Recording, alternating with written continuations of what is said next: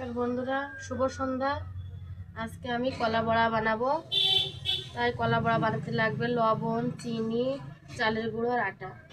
কলা বড়া বানাতে প্রথমে লাগবে কলা, ভালো পাকা কলা লাগবে। কলা আগে মেখে নেব।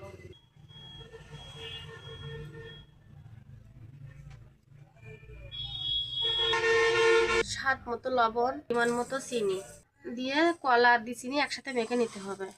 কলা ভালো করে মাখা হয়ে গেছে। আর চালের গুঁড়া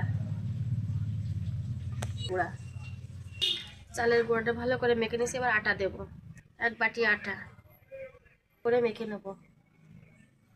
বন্ধুরা, আটা চালের গুঁড়া সুন্দর করে মেখে নিয়েছি। আর আপনার যে যেরকম মিষ্টি দেয় সেরকম মিষ্টি দেবেন। আর স্বাদ মতো লবণ, 1 বাটি চিনি আনিছি, যেটুকুনি লেগেছে দিছি আর এই পাশে রেখে দিছি। করে মাখা হয়ে গেছে, বা ঢাকা দিয়ে রাখবো।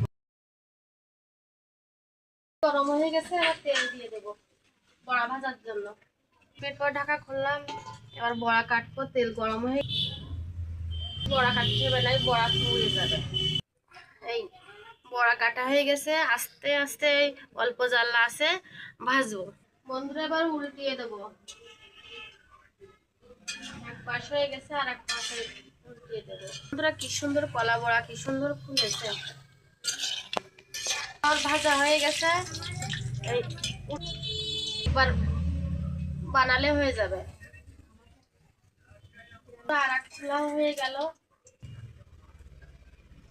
দেখেন বড়া কি সুন্দর সিদ্ধ হয়ে গেছে। এর ভিতরে কিন্তু কাঁচা নেই।